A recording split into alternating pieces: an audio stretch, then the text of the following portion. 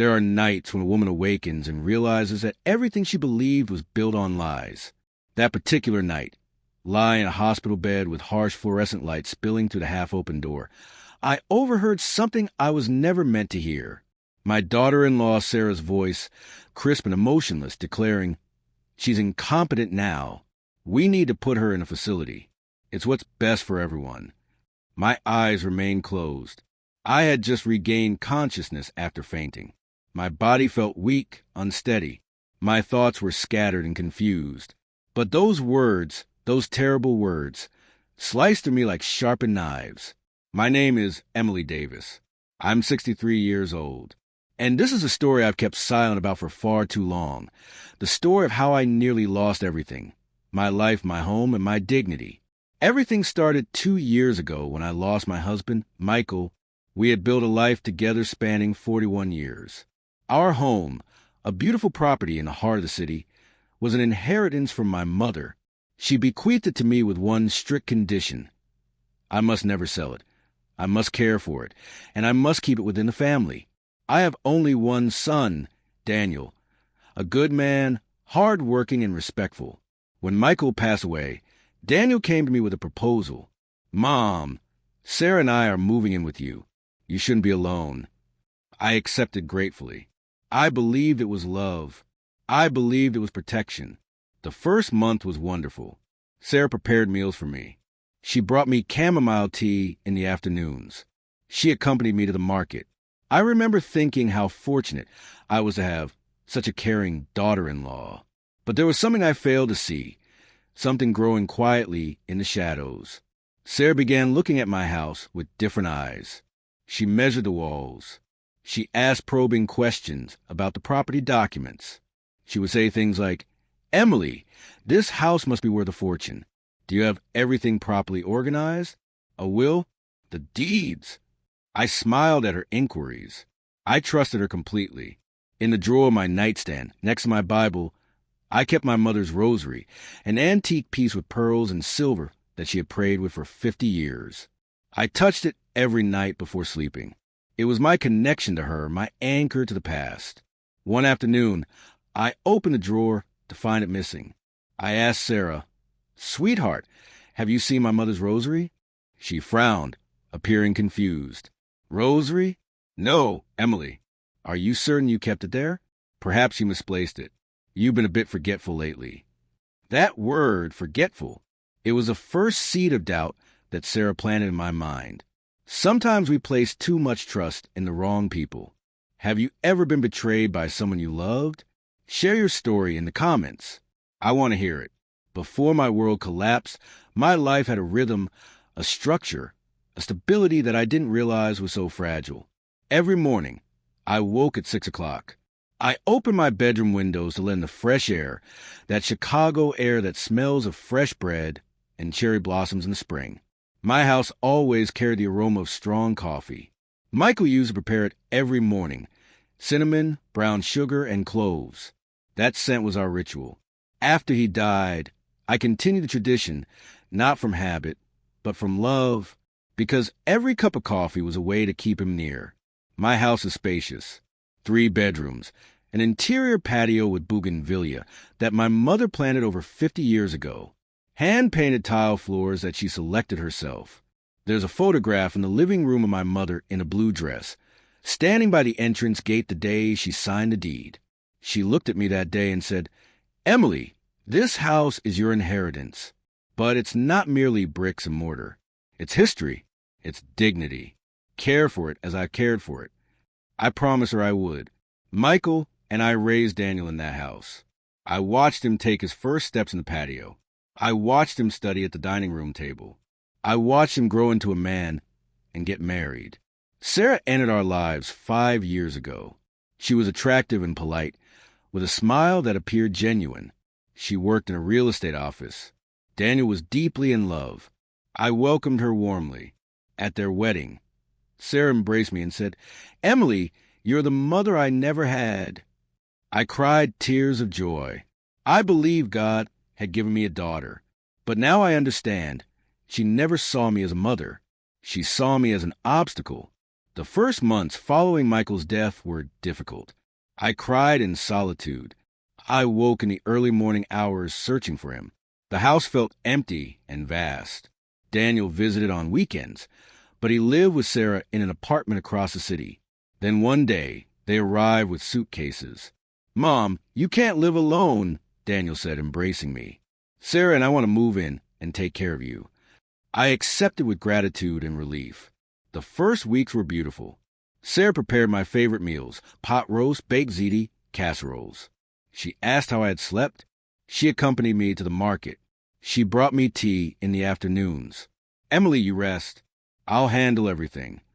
But gradually, without my noticing, things began to change. Sarah started managing my medications. I took one pill for blood pressure, nothing more, but she began giving me other things. "This will help you sleep better," she told me, handing me a small white pill. "This is for your nerves. The doctor said it's beneficial for grief." I didn't recall visiting any doctor, but I trusted her. Why wouldn't I trust my daughter-in-law, the woman my son loved? I started feeling strange, tired, my mind clouded. Simple things became difficult to remember. Where'd I place the keys? Had I already eaten breakfast? What day was it? One afternoon, while searching for my rosary, I opened several drawers in my room. I didn't find it, but I discovered something else: a box of pills I didn't recognize. The label read clonazepam. I asked Sarah, "Honey, what are these pills?" She quickly took them from my hands. "They're mine, Emily, for insomnia." Why were they in my drawer? She laughed softly, but her eyes weren't smiling. "Emily, you're confused. I kept them in my nightstand. Perhaps you moved them and don't remember. It's normal at your age, memory fails." Again, that word, memory. I began doubting myself. Sarah started calling Daniel in front of me with a worried tone. "Honey, your mother forgot she already had lunch today. She wanted to eat again. I think we should take her to a doctor." Daniel looked at me with sadness. "Mom, is that true?" I didn't know how to answer because I wasn't certain of anything anymore. The doctor's appointments never materialized. Sarah claimed she had scheduled one, that there was no availability yet, that it would be soon. But the pills kept coming. I felt increasingly weak. I slept through long naps. Concentration became difficult. I stopped going out. I stopped calling my friends.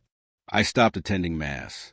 One morning, I woke to find Sarah reviewing papers at the living room desk. They were the deeds of the house, my mother's documents. "What are you doing, sweetheart?" I asked. She startled, then smiled.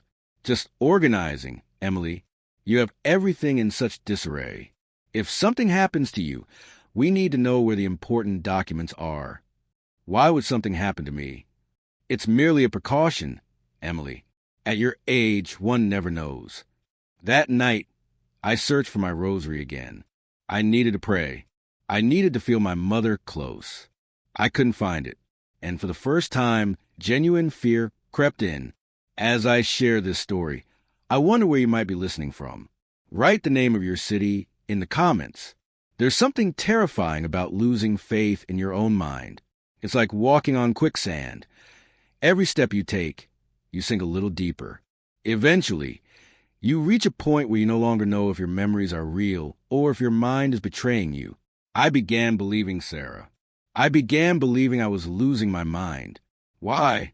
What other explanation could there be? The keys appeared in places where I was certain I hadn't put them. The milk in the refrigerator was empty when I remembered purchasing it the day before. My favorite sweater, the blue one Michael gave me, disappeared. Sarah insisted I had donated it and forgotten. "Emily, you gave it to the cleaning lady yourself." I was there. Don't you remember? I didn't remember, and that terrified me. The pills Sarah gave me increased. It wasn't just one at night anymore. Now it was 2. One after breakfast, one before bed, sometimes 3. She claimed the doctor had adjusted the dosage. "It's so you feel better, Emily, so you can rest. Grief is difficult, and your blood pressure is elevated. We must take care of you." I took them without question because Sarah was a nurse, wasn't she? Well, she said she had worked in a hospital. I never verified it. I trusted. Every morning when I woke, I felt as though my head was stuffed with cotton. Words were difficult. Thoughts moved slowly like thick honey. I spent hours sitting in the living room armchair, gazing at the patio, doing nothing, thinking about nothing. Daniel came to visit on Sundays. I wanted to embrace him, to tell him something was wrong, that I didn't feel like myself. But Sarah was always there, always present like a shadow. "How are you, Mom?" Daniel would ask, kissing my forehead. I attempted to smile. "Fine, son. I'm fine." But Sarah would interrupt. "Daniel, your mother has been very disoriented this week. Yesterday she asked 3 times if it was nighttime already. She confuses the days. I think we should consider, other options." "What options?" Daniel asked, concerned. "Places where they can provide better care, with professionals. I do what I can, honey, but I'm not a geriatrician. Your mother needs specialized attention." I looked at her, and she gave me a sweet smile. "Fake." No, I said, my voice weak. "I'm fine, just tired." Daniel stroked my hand. "Mom, if you need help, tell me. We'll do whatever's best for you." Whatever's best for me. Those words echoed in my head. What was best? I no longer knew. Sarah began isolating me from everyone, subtly, with excuses that sounded reasonable. My friend Susan called me every week. Sarah would answer the phone. "Oh, Susan, I'm sorry, but Emily is resting. She gets very tired lately. I'll tell her you called." But she never told me. And I, in my confusion, forgot to call back. My sister Beth, who lives in Denver, tried to visit. Sarah told her, "Beth, I'm glad you called. Emily hasn't been well. The doctor says she shouldn't have many visitors. The stress isn't good for her. Better wait a few months until she's more stable." Beth, worried, agreed, and I never knew she had tried to come. My trips to Mass ended. Sarah said, "Emily, it's too hot. You can't walk that far. What if something happens to you on the street? Who will take care of you? I'll put the Mass on television for you instead." I accepted because accepting was easier than fighting. I stopped cooking. Sarah handled everything. I, who loved preparing my dishes, who found peace in peeling tomatoes and grinding spices, stopped entering the kitchen. "You rest, Emily. I'll take care of it." I stopped going to the patio. My mother's bougainvillea bloomed that year without me seeing them up close. I stopped being me. One afternoon, I found the strength to get up and search for my rosary again. I opened all the drawers in my room. Nothing. I checked the closet. Nothing. I went to Michael's nightstand, which Sarah now used. There, among her belongings, I saw a small velvet pouch. I opened it. It was my rosary. My heart pounded rapidly. I wanted to scream. I wanted to cry. But something stopped me, an instinct, a sudden moment of clarity. I took the rosary and placed it in the pocket of my robe. I said nothing. That night during dinner, Sarah placed papers on the table.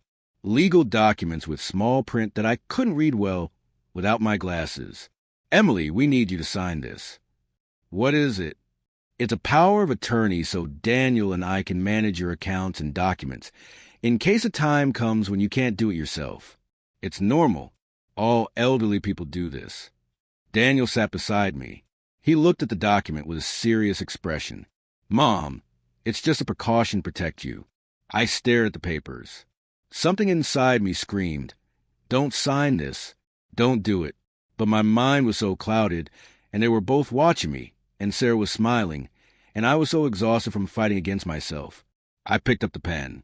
I brought it closer to the paper. Then, I don't know why, my fingers touched a rosary in my pocket. The cold beads, my mother's silver, and something awakened within me. I set the pen down. "No," I said. My voice emerged firm, firmer than it had been in months. "I'm not going to sign." Sarah's smile vanished. "Why not, Emily?" "Because I don't want to. I'm still alive. I'm still in control of my life, and I'm not signing anything." Daniel looked at me, surprised. "Mom, but—" "No, Daniel." Sarah took a deep breath. She collected the papers. Her face was no longer sweet. "All right, Emily, as you wish."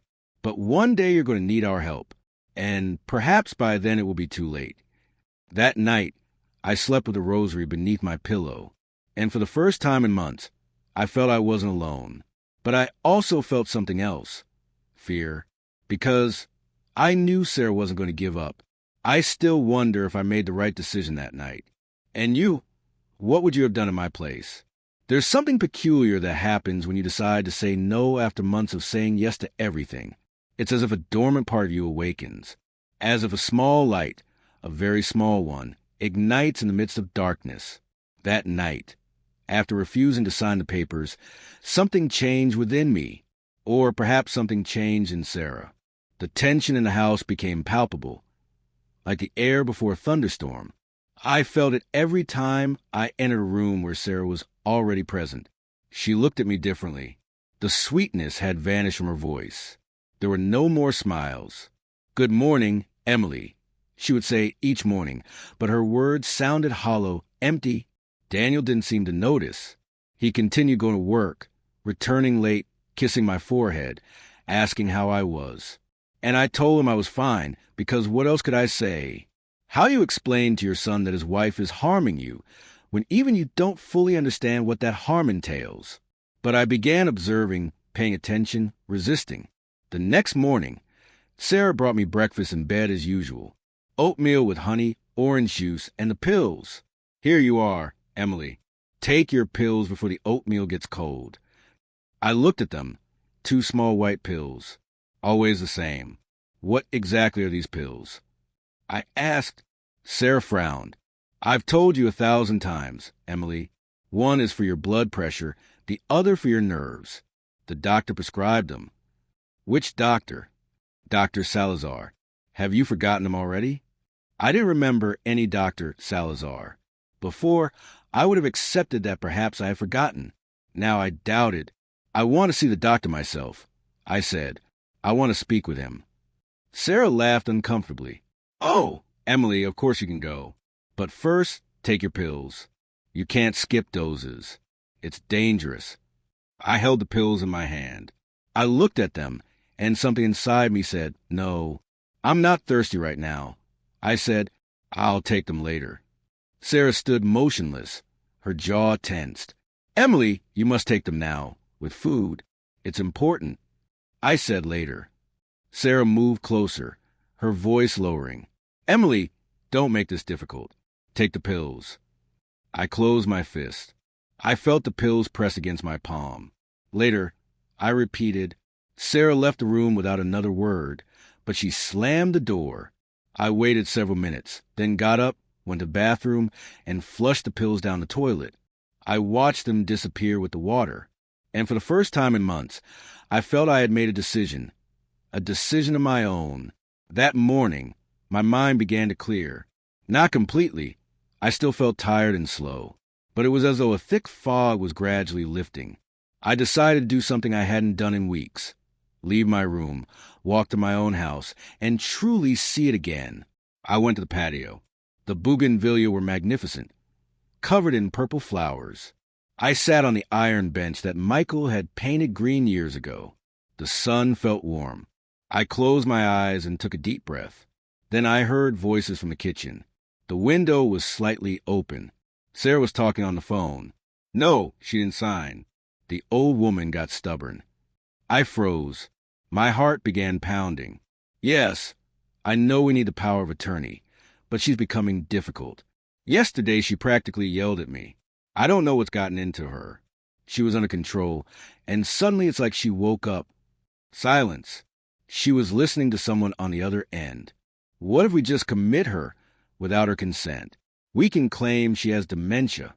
I have contacts at a private clinic. Daniel would sign. He trusts me. My blood turned cold. Once she's committed, nobody asks questions, and the house is free. We can sell it or, well, we'll figure it out. But first, I need to get her out of here. I stood slowly, carefully, and returned to my room without making a sound. I closed the door. I sat on the bed. I was shaking. I wasn't crazy. I wasn't losing my memory. Sarah was poisoning me, drugging me, manipulating me, and nobody knew. That afternoon, while Sarah went to the supermarket, I seized the opportunity to search, to look for evidence, to find answers. I went to the room she shared with Daniel. With trembling hands, I opened her nightstand drawer. Inside were boxes of pills, many of them, clonazepam, alprazolam, lorazepam, all benzodiazepines, all without a prescription in my name. I picked up one box. The label warned, controlled use. Do not mix with alcohol. May cause drowsiness, confusion, memory loss. Memory loss. There it was, the answer to everything. I continued searching. At the bottom of the drawer, I found a manila envelope. I opened it.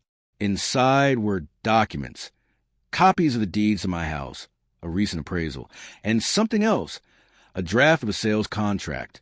The house appraised at $4 million, with a buyer's name and a real estate company listed. Sarah was planning to sell my house, my mother's house.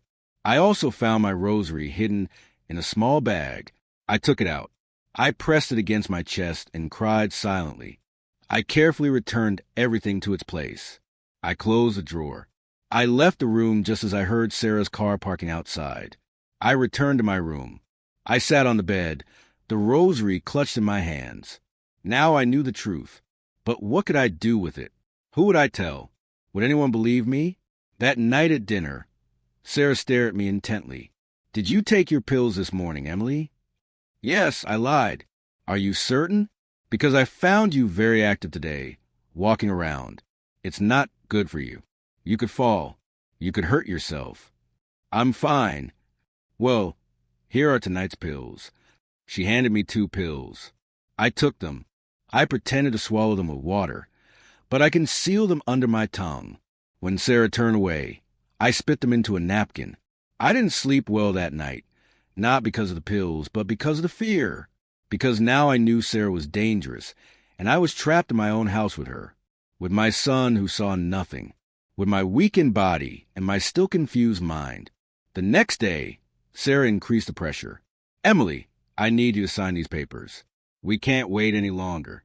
It's for your own good. I already told you no.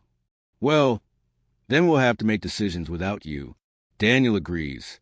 You're no longer in a condition to decide for yourself. I'm perfectly capable. Sarah let out a dry laugh. Fine, Emily. You don't even remember what you ate yesterday. You forget things. You become confused. You talk to yourself. Daniel and I are very worried. I looked into her eyes, and for the first time, I saw what was truly there: greed, coldness, contempt. I'm not signing anything, Sarah, and I'm not going to any home. This is my house, and I intend to die here. She moved closer. Her face was inches from mine. You don't decide anything anymore, Emily. Not anymore. She left the room. I sat on my bed. I took the rosary from my robe pocket. I held it tightly, and I prayed as I hadn't prayed in years. Mom, help me. I don't know what to do, but I can't lose this house. I can't lose myself. 2 days passed. I completely stopped taking the pills. I flushed them. I hid them. My mind began clearing further. Memories returned. Clarity returned. But so did the fear, because Sarah was noticing. One morning, she entered my room without knocking. Emily, today we're going to the doctor. Daniel has already gotten permission from work. We're going to run some tests to see how you are. I don't want to go. It's not optional. That afternoon, Daniel drove me to the doctor's office. Sarah sat in the front seat, occasionally turned to look at me with that false smile. The waiting room was filled with elderly people. I felt watched, judged. Sarah had clearly spoken to the doctor before I entered, because he looked at me with pity. Emily, how are you feeling? He asked. Fine. Do you sleep well? Eat well? Do you remember things? I wanted to scream. She's drugging me. She wants to steal my house. But how? How could I say that without sounding like a paranoid old woman? Sometimes I forget things, I said carefully, but I think it's because of the pills they give me. The doctor looked at Sarah. What medication is she taking? Sarah answered calmly. Just what you prescribed, doctor, for her blood pressure and anxiety. I never prescribed anything for anxiety, the doctor said, frowning. Sarah smiled. I'm sorry, doctor. I must have gotten confused. It was Dr. Salazar. He prescribed something for her nerves. The doctor nodded. He didn't ask any more questions. We left the office. Sarah was tense. I knew I had made a mistake mentioning the pills. That night, she brought dinner to my room. Here you are, Emily. Vegetable soup and your pills. I didn't touch the soup or the pills. I'm not hungry. You have to eat. I said I'm not hungry. Sarah left the tray on the nightstand. She stood at the door, watching me. You know you can't continue like this, right? Sooner or later, something is going to happen. And when it does, there will be no turning back. She closed the door, and I remained there in the darkness, clutching my rosary, knowing that the end was approaching. But I still didn't know how it would come. As I tell this story, I wonder where you might be listening. Write the name of your city in the comments. There are moments in life when danger doesn't arrive with violence. It arrives quietly, with soft footsteps, with smiles that no longer reach the eyes, with silences that weigh more than words. The days following that doctor's visit became unbearable. I felt as though I were imprisoned. My own house, my mother's house, had become a trap, and I was the prey. Sarah no longer pretended. Or perhaps she still pretended, but only when Daniel was present. When he went to work, she removed the mask. How long do you think you can keep this up, Emily? She told me one morning, standing in my doorway. How long do you think you can resist? I didn't answer. I simply looked at her. She let out a cold laugh. You're already old. You're already tired. Why don't you make things easier for everyone? Sign the papers. Go to a place where they'll take care of you, and let young people live their lives. This is my house, I said firmly, and I'm not going anywhere. We'll see about that. Without the pills, my body began recovering slowly. The first days were difficult. I experienced tremors, headaches, and nausea. I later learned it was withdrawal.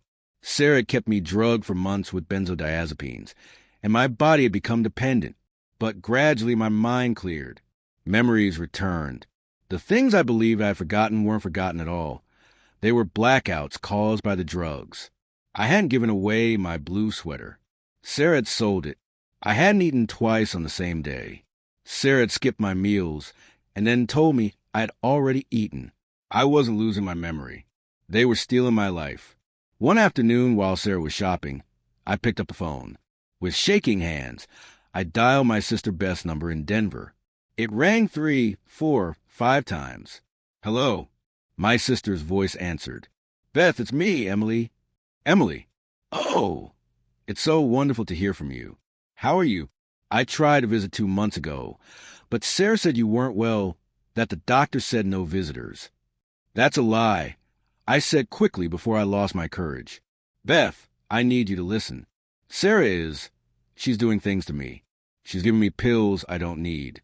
She has me locked up here. She wants to take my house. Silence on the other end.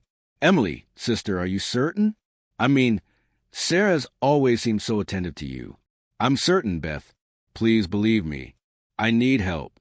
Okay, calm down. I'm going to talk to Daniel. I'm going to... The front door opened. Sarah was back. I hung up the phone quickly. Sarah entered the living room with grocery bags. She looked at me. Who were you talking to, Emily? Nobody. She set the bags on the table, walked to the phone, and checked the call log. Denver, she said, reading the number. You called your sister?